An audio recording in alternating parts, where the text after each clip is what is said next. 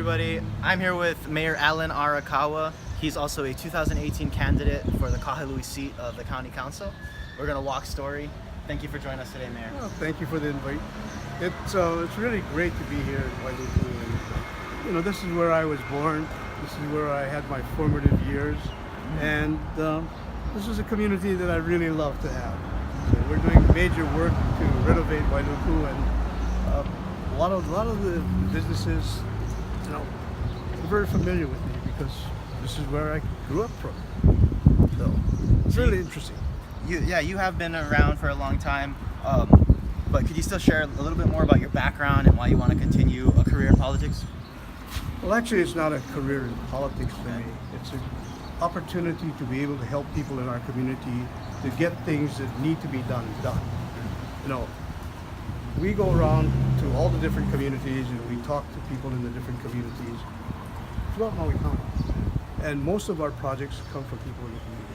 Can you fix our road? We've got water line leak. Can you fix the water leak? We need to revitalize the businesses in Makawa and Paia. Can you help us revitalize it? Or we have parking problems in Paia. Can you help us with the parking lot? Yeah. No matter where we go, there are challenges within the community that need to be corrected. And we're going about doing a lot of those, literally hundreds and hundreds of different projects, most of which nobody's ever going to hear about. But at the same time, there are a lot of really great projects that we've worked on that people should recognize. I was one of the 3 founders of the Maui Coastal Land Trust. Susan Bradford, Helen Nielsen, and myself founded Maui Coastal Land Trust way back.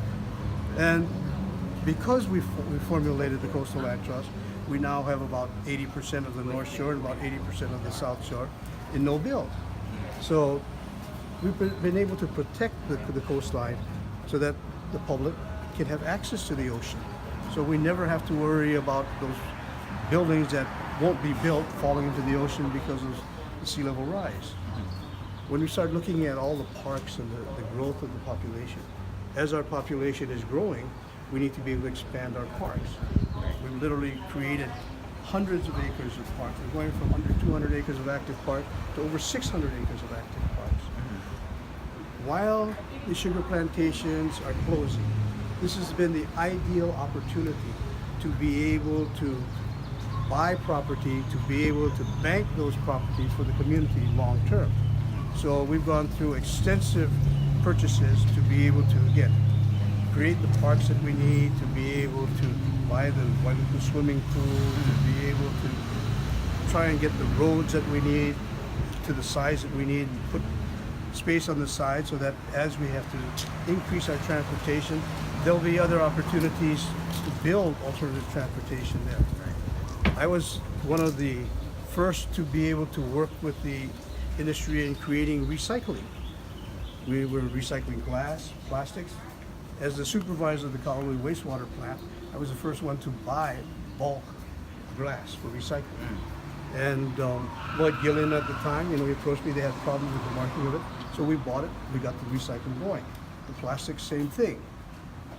Even the Pacific Biodiesel, when they first started off in our landfill, I helped them to be able to get established at the county landfill, and we started working with those projects.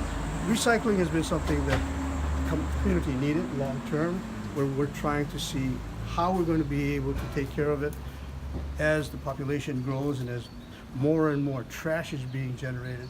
How can we, shall we say, redirect it to a useful purpose, creating energy, creating some kind of product where the community benefits so we don't have to import it. At the same time, we've had to fight to make sure that we're doing things in the same way. Everybody has things that they like and they want. It has to be practical. I would like to be able to have every road in our community repaired, fixed to the highest level. But can we do it all? No, you've got to get permits, you've got to be able to get the properties, you've got to be able to have the money to pave the road. You have to have the people that can actually do it. You can't do it all one time. But ideally, yeah, I'd love to have it do it. But you have to raise the taxes. There are things like the GMO issue that came up. As a farmer, we do a lot of practices that are very, very nature friendly.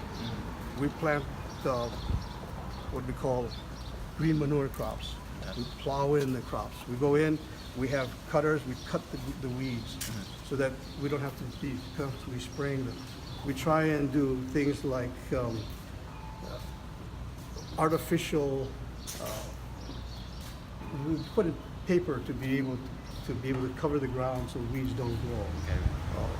You know, there are a lot of practices that we do, manures, things like that, that everybody's talking about. Farmers have been doing that for years.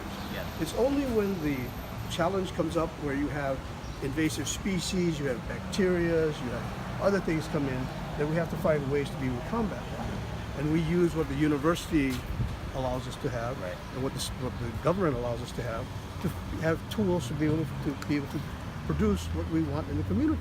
Yeah. Even then, it's a losing battle. Almost all the farmers that I know that were big time, full-time farmers like myself, are no longer farming. Why? Because there's no profit margin to it, there are too many invasive species, there are too many challenges. And yes, there are new techniques that we're always trying to deliver. That's why I'm still farming, because I believe that we can produce what we need to do. But let's face it, we're never going to produce 100% of what we consume. And if we insisted that we had to do it today, how many people working in our community and living in our community would be able to go in their backyard and create all the food that they need to eat? Right. Virtually nobody, right? Except the full-time farmers. And even then, a full-time farmer does specialties. They don't do everything. So we have to be practical about how we look at these things. And the unfortunate part is we've got tons of lawyers nowadays that sue us for everything. So when we're looking at the resources of the community, do we want to waste the resources of the community in court? This is what would happen if we went ahead and we did something that was deemed illegal. Anything we enforce against would then be considered illegal, and we'd be paying lawsuits. Okay, Mayor, I have one important question Sure. before we get to the end of the street here. And that's, you've been in politics for several years now, and to many people, they might dismiss you as a career politician or an establishment politician. What would you say to somebody that would dismiss you as that type of They're politician? probably a newbie. When we first started in politics, I ran as a Republican because it was the only way you could get in on the ballot, either Democrat or Republican. Right? So that moniker has stuck throughout most of my political career. The Good Old Boy Network was the majority party of the Democrats, and they were the ones in power most of the time. I've never really been part of that. When I got on the council, we started to do nonpartisan. Kalani English, Saul Halahala, myself, we led the charge for nonpartisan, so that council races and mayoral races, we're not about political parties, but we're about what you're going to do for the community.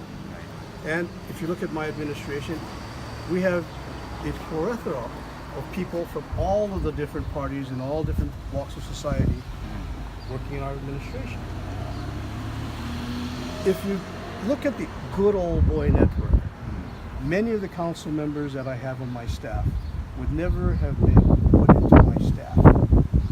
But because they have experience, because the public wanted them and elected them for 10 years, I have every confidence the public is correct. That they have talent and they have potential. So that's All right. what we do. Thank you, Alan. We're at your old neighborhood in the banyan court. It's That time was to my say house goodbye. right over there. I want to thank you for walking story with us. Don't forget to vote August 11th in the primaries and November 6th in the general election. And I really appreciate your support. Thank you.